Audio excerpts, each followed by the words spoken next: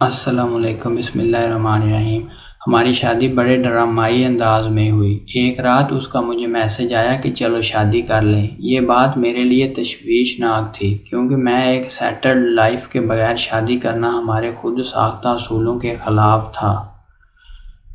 ہم ایک دوسرے کو عرصے سے جانتے تھے، ایک شہر، ایک محلہ اور پھر ایک اسکول۔ ہماری پسند ٹین ایج میں ہی محبت میں تبدیل ہو چکی تھی۔ متوسط گھرانوں سے ہونے کے باوجود اس نے میری نسبت بڑے مشکل حالات دیکھے ہوئے تھے، جس کی وجہ سے اس کا مخصوص گھرانہ تھی وہ مالی طور پہ بھی بہت مستحکم نہیں تھی۔ اسی باعث اس نے ہمیشہ ایک سیٹلڈ لائف پارٹنر کی خواہش کی تھی۔ شاید اس کے لیے یہی ایک راہ فرار بچی تھی۔ میں ابھی حال ہی میں گریجویٹ ہوا تھا اور ہر پاکستانی نوجوان کی طرح ڈگری کرنے کے بعد یہ سوچ رہا تھا کہ اب کمانے کے لیے کیا کرنا ہے۔ اس دن اس کے گھر میں معمول کے مطابق ہونے والی لڑائی کچھ مختلف تھی۔ جب اس کا مجھے میسج آیا تو میرے طوطے اڑ چکے تھے۔ اس نے اپنے سارے اصولوں کی گڑیاں ایک تنکے کے ساتھ باندھ دی تھی اور وہ میں تھا۔ اس نے بس ایک سوال کیا، 2 وقت کی روٹی اور رہنے کے لیے گھر دے سکتے ہو؟ عورت بھی عجیب شے ہے، جب خواہش کرنے پہ آئے تو قارون کے خزانے بھی کم پڑ جائیں، اور جب گزارا کرنے پہ آئے تو ایک چھت اور روٹی کو جنت بنا لیتی ہے۔ میں جذبات کے معاملے میں عمر و عیار نہیں تھا۔ میں نے اس کے علاوہ کبھی کسی کا نہیں سوچا تھا۔ اس کے اعتماد نے میرا ڈر بھی نگل لیا تھا، اور اگلے دن میں سر جھکائے والدین کے سوالوں کے لشکر کے سامنے محبت کی تلوار لیے تنہا کھڑا تھا۔ بادل بہت گرجے برسے لیکن میں ارادوں کے بادلوں کو گرا نہ سکا۔ اس کے گھر میں کیا ہوا مجھے اس کا اندازہ تھا، نہ پوچھنے کا حوصلہ، نہ اندازہ تھا۔ اس کی طرف سے زیادہ تر لوگوں کا بائیکاٹ تھا کیونکہ وہ خاندان سے باہر رشتہ نہیں کرتے تھے۔ سو بڑی سادگی سے نکاح کر کے ہم اسے گھر لے آئے۔ میرا کمرہ چھوٹا تھا، سو والدین کے کمرے کو ہمارے لیے خالی کر دیا گیا۔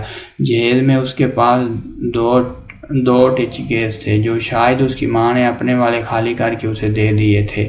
ایک میں کچھ کپڑے تھے جن میں سے زیادہ تر پرانے تھے، دوسرے میں کتابیں اور میرے دیے کچھ تحفے جو مجھے بھی بھول چکے تھے لیکن اس نے سنبھال کر رکھے ہوئے تھے۔ شادی کی پہلی رات ہم ایک دوسرے کو دیکھ کے بڑی دیر ہنستے رہے کہ یہ ہم نے کیا کر دیا، لیکن ان کہکوں کے پیچھے کی فکریں ہم دونوں کے چہروں سے عیاں تھی۔ شادی چونکہ جلد بازی اور خاندان والوں کی ناراضگی میں ہوئی تھی، سو منہ دکھائی کہ پیسے میرے پاس نہیں تھے۔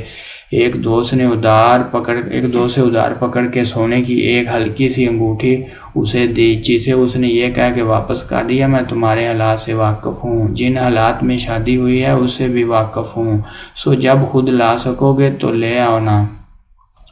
میں نے تھوڑا شرمندگی محسوس کرتے ہوئے پوچھا کہ اچھا بتاؤ تمہاری سب سے بڑی خواہش کیا ہے؟ میں کسی دن وہ ضرور پوری کروں گا۔ اس نے کچھ تعمیل کے بعد کہا کہ وہ زندگی میں 2 ہی خواہشات کے لیے خدا کے سامنے گڑ گڑائی ہوں، ایک اپنا گھر ہو، چاہے بہت چھوٹا سا ہو لیکن اپنا ہو، اور دوسرا میرے سامنے ہے۔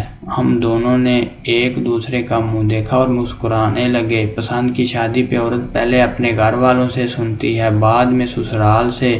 وہ ساری کشتیاں جلا کے آئی تھی، سو اس نے زبان سی لی۔ اب اگلی ذمہ داری میری تھی۔ ایک دوست کے دوست سے لاہور ایک کال سینٹر میں جاب مل گئی، لیکن میں کبھی اپنے شہر سے نہیں نکلا تھا، سو ایک انجان شہر میں جانے کے لیے مجھے تھوڑا سرمایہ درکار تھا۔ ابو سے مجھے 10,000 ملے۔ اگلے ہفتے کی ٹکٹ تھی۔ رات کو میں حسابوں میں مصروف تھا۔ وہ میرے پاس آئی اور اس نے اپنے زور سے بند مٹھی کھولی اور میرے سامنے کر دی۔ میں نے کہا تم فکر نہ کرو، میرے پاس پیسے ہیں، یہ تم اپنے پاس رکھو۔ یار مجھ سے جھوٹ نہ بولو، مجھے پتہ ہے نہیں ہے۔ میں خاموش ہو گیا کیونکہ پیسوں کی ضرورت مجھے تھی۔ وہ میرے پاس بیٹھ گئی اور کسی ماسٹر پلان کی طرح مجھے سمجھانے لگی۔ میں نے ایک پلان سوچا ہے۔ کیا؟ تمہاری گندم گاؤں سے آتی ہے نا؟ ہاں، تم ایسا کرو، ان پیسوں کی گندم لے لو، گھر کے لیے بھی لینی ہے، گاؤں سے تمہیں سستی مل جائے گی۔ میری ایک دوست ہے، اس سے بات کی ہے میں نے، اس کو ضرورت ہے، تم یہاں سے اٹھا کے وہاں دے دینا، کچھ پیسے بچ جائیں گے۔ وہ بڑی ایکسائٹمنٹ سے مجھے ایک بزنس پلان سمجھا رہی تھی۔ میں اس کی معصومیت پہ مسکرایا، لیکن پلان برا نہیں تھا، پلان کامیاب رہا۔ یہ پلان اپنے گھر والوں سے مخفی رہا۔ پیسے لے کے جب میں گھر آیا تو رات کو ہم چھوٹے بچوں کی طرح پیسے گن رہے تھے، جیسے بچے غلہ توڑنے کے بعد گنتے ہیں، حتیٰ کہ ان کو پورا حساب ہوتا ہے۔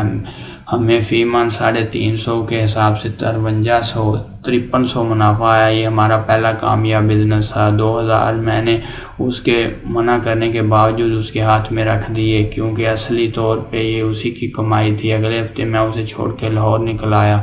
لاہور میرے لیے انجان تھا۔ کچھ دن دوست کے گھر رہا، بعد میں جب اپنی رہائش ڈھونڈنی پڑی تو دال روٹی کا بھاؤ پتہ چلنے لگا۔ رہائش اور ماہانہ خرچوں کا حساب لگایا تو یہ میری سوچ سے تھوڑا زیادہ تھا۔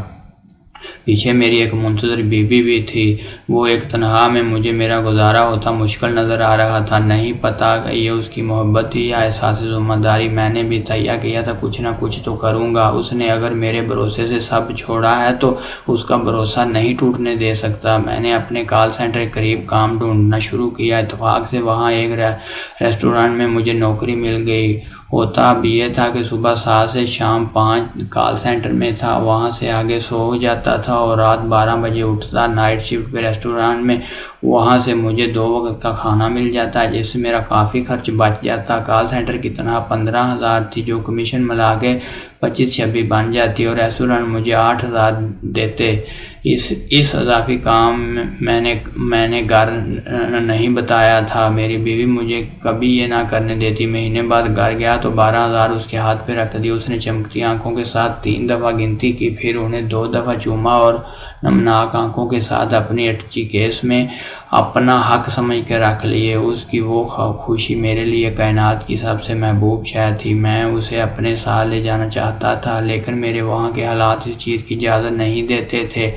اس نے بھی بردباری کی انتہا کرتے ہوئے خود ہی منع کر دیا۔ اس کی دعائیں تھیں یا اس کا رزق۔ 2 ماہ میں مجھے ایک فرم میں نوکری مل گئی۔ یہاں میری تنخواہ 40,000 تھی، جو میری سوچ اور ضروریات کے حساب سے کافی زیادہ تھا۔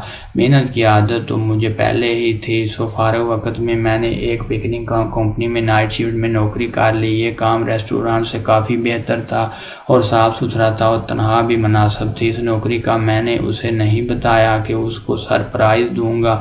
اس دفعہ میں 2 ماہ بعد گھر گیا تو اس کی سالگرہ تھی۔ وہ اور گھر والوں کے سامنے ہم انتہا کے میسنے تھے، ان کو کچھ نہیں بتاتے تھے۔ سالگرہ پہ ایک چھوٹا سا کیک ہم 7 لوگوں میں تقسیم کیا۔ رات کو ہم جب کمرے میں اکیلے ہوئے تو اسے ایک ڈبہ پکڑا دیا۔ اس نے خوشی اور حیرت سے اسے الٹ پلٹ کر دیکھا اور پوچھا، کیا ہے اس میں؟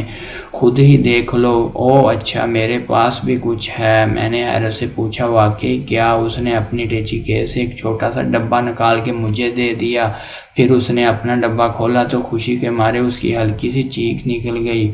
یہ ایک اینڈرائیڈ سمارٹ فون تھا۔ اس کو فوٹوگرافی اور برانڈ سرچ کرنے کا خبت تھا، جس کو وہ دوستوں کے موبائل سے کبھی کبھار پورا کر لیتی تھی۔ اس نے جلدی سے نکالا، آن کیا اور کہا، لیٹس ٹیک اے سیلفی۔ اور یہ ہماری ایک ساتھ پہلی باقاعدہ فوٹو تھی۔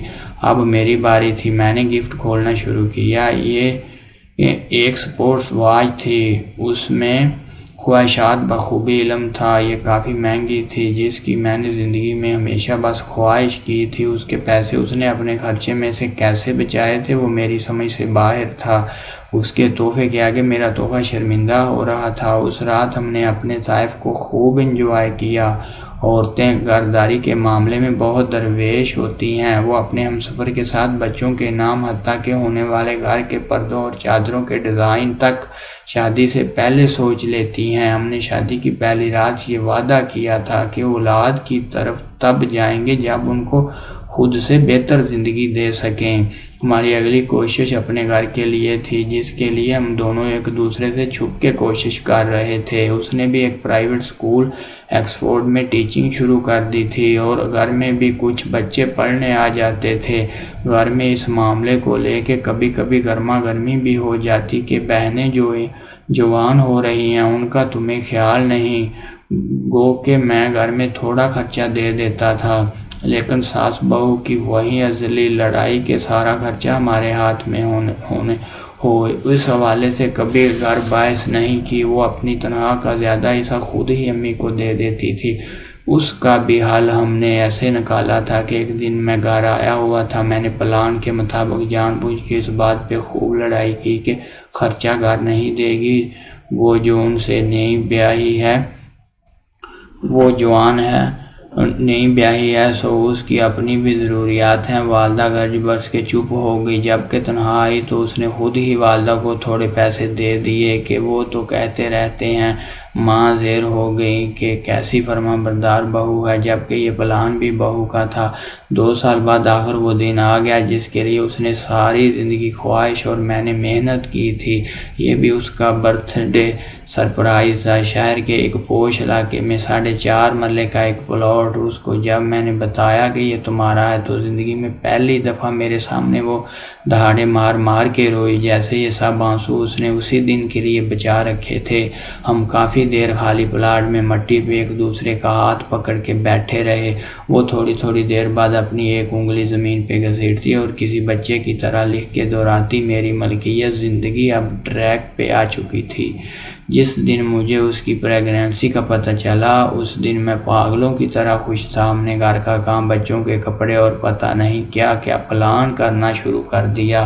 ایک رات اس کی طبیعت معمول سے زیادہ خراب ہوئی۔ میں اپنی زندگی میں سارا کو لے کے کبھی نہیں ڈرا، اس وقت بھی نہیں جب پورے خاندان کے سامنے اکیلا کھڑا تھا، لیکن زندگی میں پہلی دفعہ اس کی اس حالت نے میری روح نچوڑ کے رکھ دی تھی۔ میں اسے لے کے ہاسپٹل بھاگا۔ میری حالت یہ تھی کہ شرٹ پہنی تھی جس کے بٹن بند نہیں تھے اور میں ننگے پیر اسپتال میں اس کو اٹھائے بھاگ رہا تھا۔ اس کی حالت خراب تھی۔ ڈاکٹروں نے ایک زندگی بچانے کا آپشن دیا تھا جس کا جواب واضح تھا۔ میں وارڈ کے باہر فرش پہ گھٹنوں کے بل بیٹھا اللہ تعالیٰ سے اس کی زندگی کی بھیک مانگ رہا تھا، لیکن خدا کو کچھ اور منظور تھا۔ اس نے اس کے لیے بہتر گھر چن رکھا تھا۔ وہ ایک بیٹی کا تحفہ دے کے مجھے دغا دے گئی۔ اس کا تحفہ ہمیشہ کی طرح میرے سارے طوائف پہ باری تھا۔ میں نے اسی کے نام پہ ہماری بیٹی کا نام رکھا۔ آج بھی میں اپنی بیٹی کو جب اس پوش علاقے میں ایک خوبصورت پلاٹ کے پاس اس کی ماں سے ملوانے لے جاتا ہوں تو وہ مجھ سے اکثر پوچھتی ہے کہ بابا، ماما یہاں سب سے الگ کیوں رہتی ہیں؟ میں اسے ہمیشہ ٹال دیتا ہوں۔ میں اسے کس طرح بتاؤں کہ یہ اسی کا گھر ہے، یہ اسی کی ملکیت ہے جس پہ اس کے علاوہ کسی کا حق نہیں۔ اگر آپ کو ویڈیو اچھی لگے تو چینل کو سبسکرائب کر دیجیے گا۔ Thank you very much.